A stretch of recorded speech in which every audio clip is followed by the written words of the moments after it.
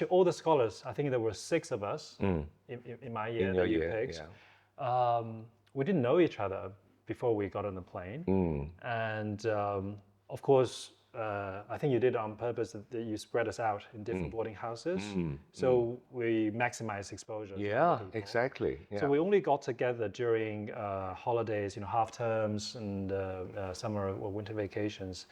I still remember, we were of course excited, after maybe a month and a half of total chaos, we came back together with our fellow countrymen and we were discussing things. And we were pointing at each other and say, look, we were trying to figure out what was my criteria. Exactly what your criteria was. How did we get selected? What set of standards you had? And then we couldn't, for the heaven of God, couldn't figure out a uniform, set of standards. We looked at each other because you're different. Nobody's the same. Nobody's the same. I don't think I wanted to help.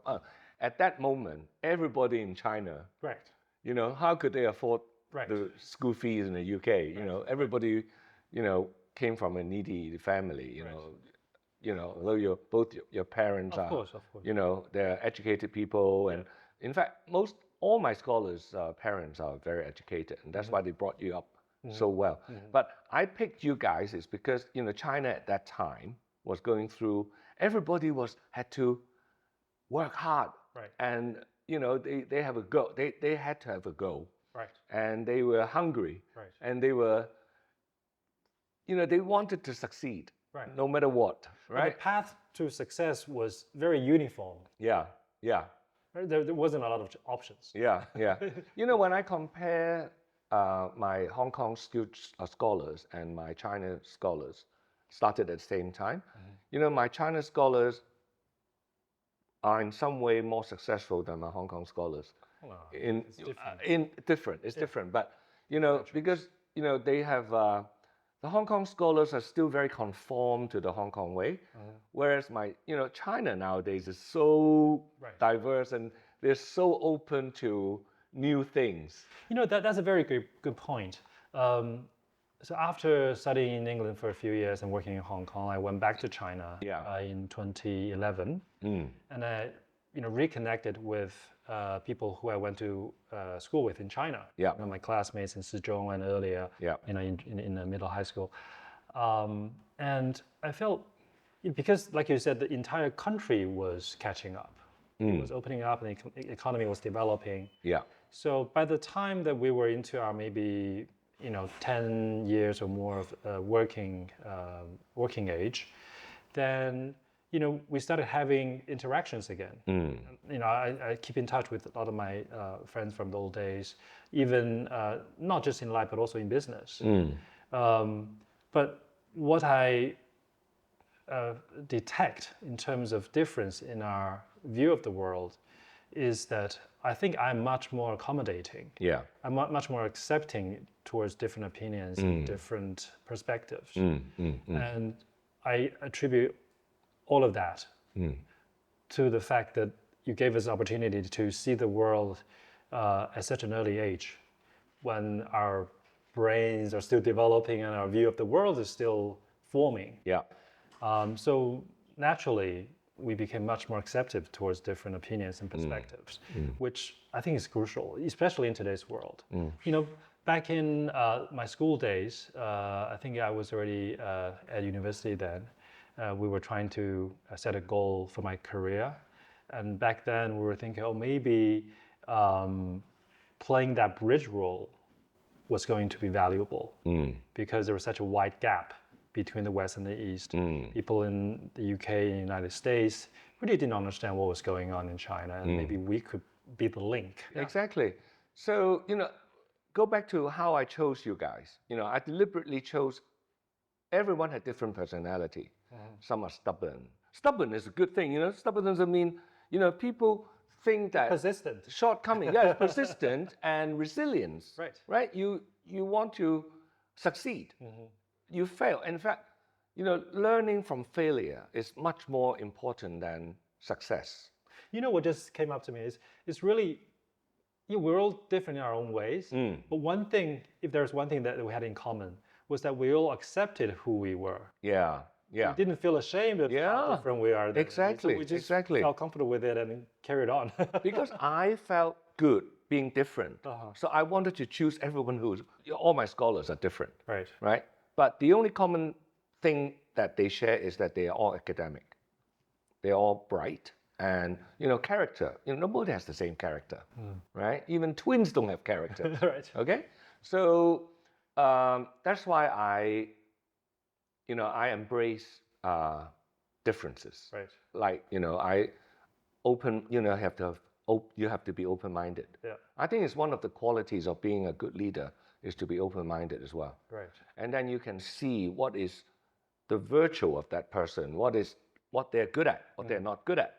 And then you put the team together, right. And then they fill each other's shortcomings. Right. I think that is the, that's how you reach. That's the art. How do you overcome these challenges, Charlie? Do you have any tips on, has something really traumatic happened to you, and then how do you overcome that? Mm-hmm.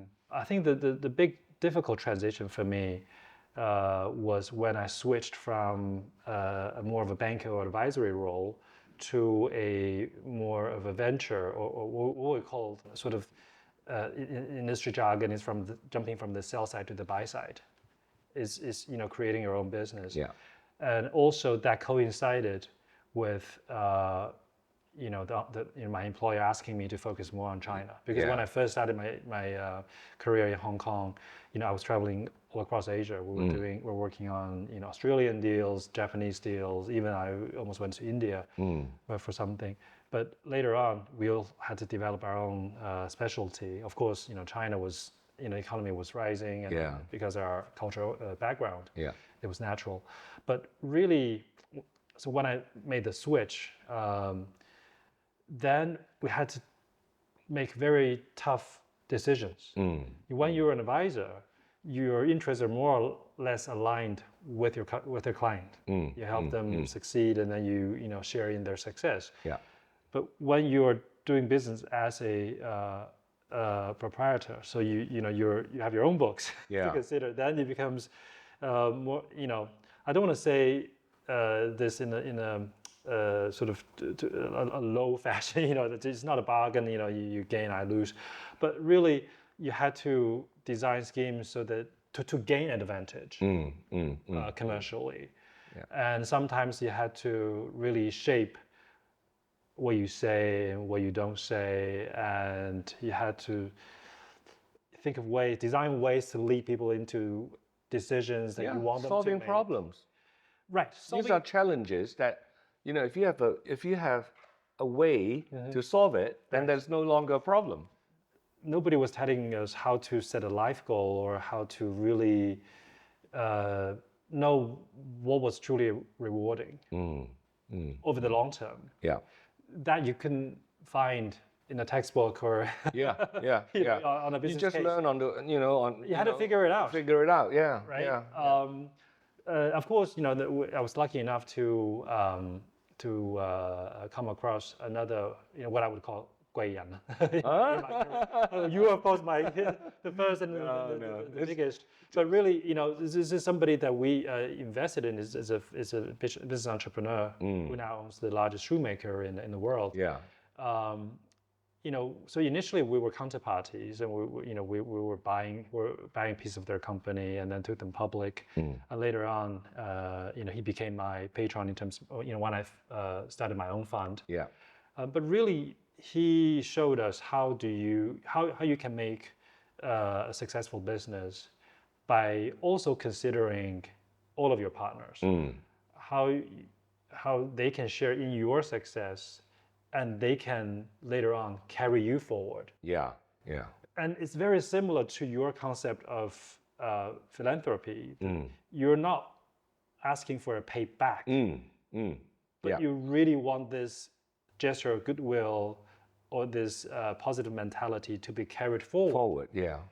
And really widen that impact. Yeah. Through a multiplier effect. So I think that really echoed with me, and then that was sort of how I broke out of the tunnel, so to speak. And say, oh, maybe that was the direction.